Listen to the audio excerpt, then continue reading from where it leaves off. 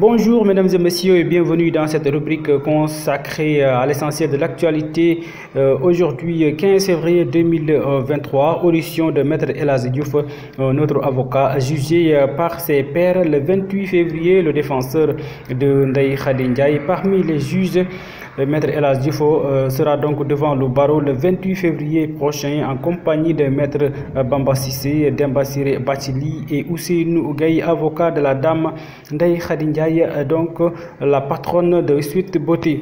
Le bâtonnier reproche à Maître El Hadji Diouf d'avoir enfreint une règle liée au recours aux médias.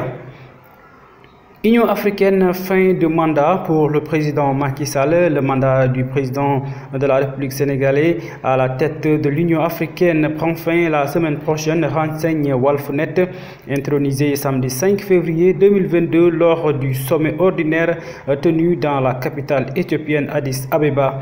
Le chef de l'État sénégalais avait succédé au Congolais Félix Tshisekedi pour un mandat d'1 an. Composé de 55 États membres, l'Union africaine a pour rôle de promouvoir la paix, la démocratie et le développement économique sur le continent. Entre la vague de coups d'État en Afrique de l'Ouest, la crise de confiance dans les institutions régionales ou encore la pandémie de Covid-19, les dossiers ne manquent pas pour le nouveau président de l'Union africaine. Manifestation de Mbacké, le procureur de Diourbel annonce une information judiciaire pour 69 militants de PASTEF qui seraient donc arrêtés.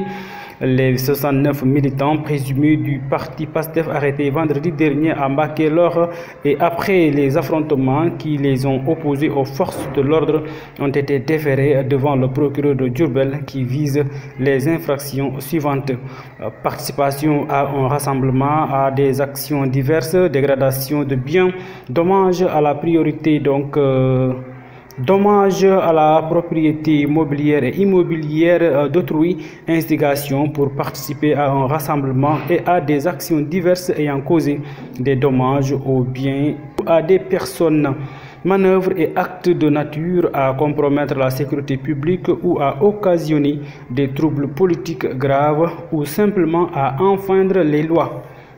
Parmi les personnes arrêtées figure le marabout Serigne Assane Mbacké, renseigne Presse Afrique.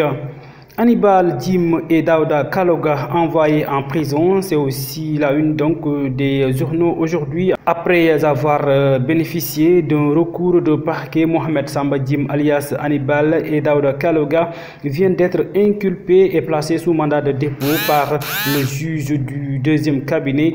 Hannibal Djim est poursuivi pour financement d'activités séditieuses et subversives, appel à l'insurrection, incitation à des actes de nature à troubler la sûreté de l'État et apologie à la violence. Quant à Daouda Kaloga, il est poursuivi pour des propos détonnants qu'on lui prête dans 2 enregistrements et pour l'usage d'une fausse carte d'identité nationale. Il s'est fait établir sous le nom de Ousmane Diakité. Tous les deux sont réputés être des membres du PASTEF de Ousmane Sonko. Affaire Sweet Beauté, la chambre d'accusation fixe la date du délibéré. C'est finalement le 21 février que la chambre d'accusation va délibérer sur l'exception introduite par les avocats de Ousmane Sonko. Le délibéré de la chambre d'accusation est finalement fixé donc le 21 février 2023 prochain, c'est-à-dire dans une semaine.